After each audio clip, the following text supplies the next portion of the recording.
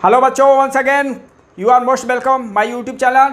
सो आज की इस वीडियो में बहुत ही दमदार क्वेश्चन में डिस्कस करने जा रहा हूँ फ्लूइड मैकेनिक्स से ऐसे क्वेश्चन जो जनरली क्वेश्चन मिलना बड़ा मुश्किल हो जाता है, और ऐसे क्वेश्चन मैं डिस्कस करने जा रहा हूँ जो कॉन्सेप्चुअली आपको स्ट्रांग करेगा।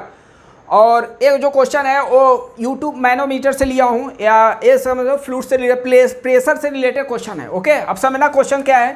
क्वेश्चन है बेटा, एक इक्विलेटरल कोई ट्रेंगुलर ट्यूब है। क्या है? इक्विलेटरल ट्रिंगुलर ट्यूब है। ओके, इसमें बेटा क्या है, लिक्विड भरे हैं, 3 लिक्विड भरे हैं और नॉन मिक्सेबल है। ठीक है, 3 लिक्विड है और इक्विलेटरल है। ये क्या है? इक्विलेटरल आपको क्वेश्चन में दे दिया, इक्विलेटरल दे दिया है और इसका साइड एल दिया है। ठीक है, अब इसमें 3 लिक्विड भरे हैं, तो पहला जो लिक्विड है कुछ ऐसा हैचिंग कर रहा हूँ, तो 3 लिक्विड है, इसमें कंफ्यूज मत हो जाना।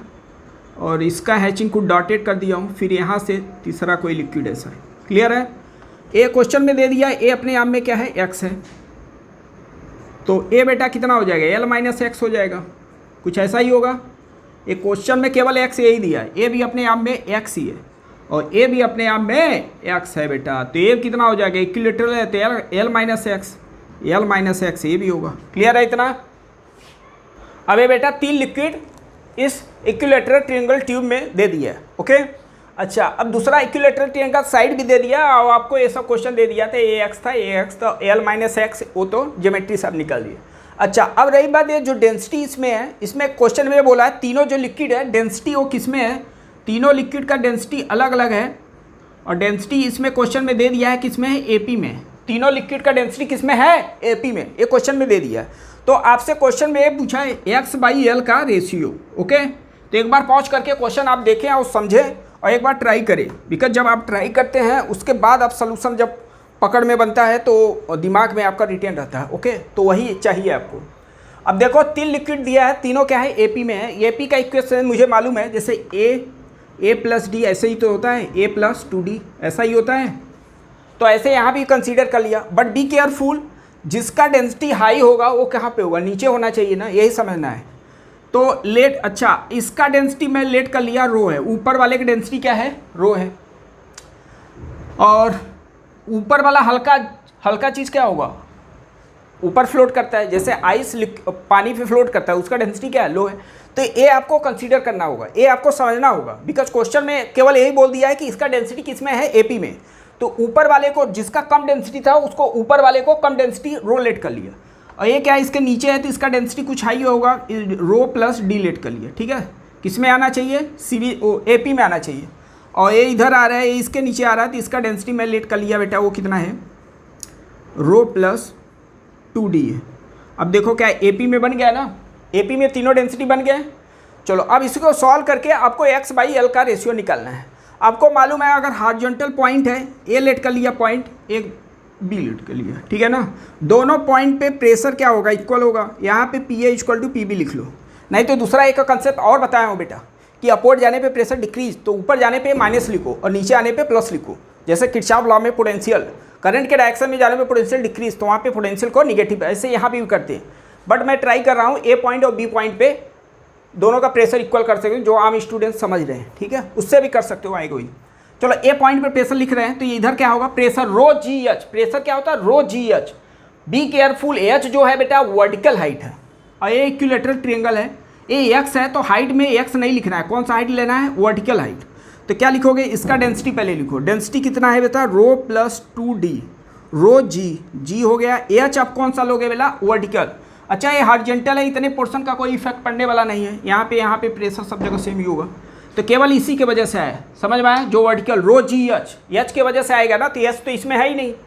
तो यहाँ पे क्या लिखेंगे, यहाँ पे एक्स नहीं लिखना है, एक्स साइन 60, क्या चमका, क्या समझ में आया बेटा कैसे, क्योंकि ये इंक्लाइन दिया, जैसे ये लिखा है बेटा, यहाँ पे है 60 डिग्री, ये आपको एक्स लिखा है, तो वर्टिकल हाइट तो यही होगा, परपेंडिकुलर, तो हाइपोटेनस दिया था और परपेंडिकुलर निकलना है, तो साइन थीटा अपना जिंदाबाद। ठीक है, चलो अब ये वाला प्रेशर लिखते हैं। प्रेशर क्या लिखोगे, इसका बोलो रो हो गया जी, एच का वैल्यू क्या लिखा जाए बेटा, L minus x into sine 60, क्या यही होगा, क्या देखते रहे आप लोग। ठीक है, अच्छा, अब तो इधर साइड का हो गया, अब लिख लेते हैं राइट हैंड साइड का प्रेशर।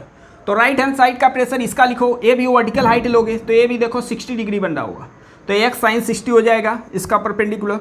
तो रो लिखेंगे, रो में इसका डेंसिटी है रो जी, हाइट क्या लिखेंगे एक्स साइन 60। क्लियर है? प्लस क्या लिखोगे इसका बोलो बेटा, रो प्लस डी और इंटू जी इंटू क्या लिखोगे sine L minus x, be careful, L minus x into sine 60। Okay, अब जैसे ही इक्वेशन लिखे बेटा तो उसमें बहुत कुछ तो कैंसिल हो रहा है, साइन 60 साइन 60 साइन 60, जी स्वाहा हो गया, जी भी गया, जी भी गया।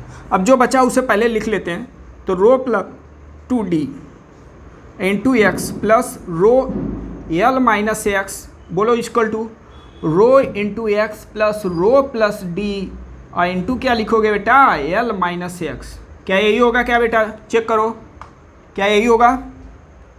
अब क्या करते हैं इसमें, अब इसी को सिंप्लीफाई करते हैं, इसको हम लोग सिंप्लीफाई करते हैं। ब्रैकेट ऑफ करो इन सबको, या तो कुछ कॉमन मिल रहा है इस वाले टर्म को, इसको एक साथ लिख लो, ऐसा लिख सकते हो। अच्छा, ब्रैकेट ऑफ करोगे तो रो इंटू एक्स ये वाला कैंसिल आउट में कर दिया, क्या बचा 2dx बचा, ठीक है 2dx बचा। और इसको मैं इधर लेके जा रहा हूँ और इसमें कॉमन क्या मिल रहा है बेटा, एल माइनस एक्स कॉमन मिला। चेक करो, देखो इसमें भी एल माइनस एक्स, इसमें भी एल माइनस एक्स। तो जैसे ही एल माइनस एक्स लिए बेटा तो इन साइड में क्या बना बोलो, तो क्या बनेगा रो प्लस डी बना और इधर क्या बनेगा, ये जाएगा इधर तो माइनस रो। क्लियर हुआ इतना? तो रो गया स्वाहा, डी से डी हो गया स्वाहा और 2x इक्वल टू क्या मिल गया बेटा एल माइनस एक्स मिल गया। सही है? तो 3x इक्वल टू क्या लिखा जाए एल। तो बताओ किसका वैल्यू निकालना था बेटा, एल बाई एक्स का वैल्यू निकालना था। तो एल बाई एक्स, अब जो भी निकालना हो एल बाई एक्स अगर लिखा जाए तो क्या आएगा 3। चेक करो, बहुत ही अच्छा क्वेश्चन था, बहुत ही कंसेप्चुअल क्वेश्चन था। एक बार इसको फील करें क्वेश्चन को, एक बार डिसेंड करें कैसे क्वेश्चन किया जा रहा है। बिकॉज यहाँ पे इम्पॉर्टेंट जो है कि इस क्वेश्चन को समझना इम्पॉर्टेंट है। एपी में डेंसिटी तो एपी में बोल दिया, बट क्वेश्चन में नहीं दिया है कि डेंसिटी किसका कितना है, तो अपने तरफ से कंसीडर करना है बिकॉज डेंसिटी किस में है, एपी में है। अच्छा, दूसरा पॉइंट ये आपको मालूम है बेटा, जो हल्का चीज़ होता है जिसका डेंसिटी कम होता है वो अपर पे होता है। तो यहाँ पे बहुत ही सेंसिटिव, बहुत ही इंपॉर्टेंट है सोचना कि ये डेंसिटी कौन कहाँ पे होगा। तो ऊपर वाले को डेंसिटी को रो लेट कर लेना, नीचे वाले को रो प्लस डी और रो प्लस 2d कंसीडर। अगर ऊपर वाले को रो प्लस 2d किए बेटा तो क्वेश्चन क्या हो जाएगा, गलत हो जाएगा। तो एक बार इसको सोचें और समझें। अगर कोई डाउट्स हो तो ज़रूर से ज़रूर कमेंट्स करें। मिलते हैं नेक्स्ट वीडियो में, तब तक के लिए जय हिंद जय भारत।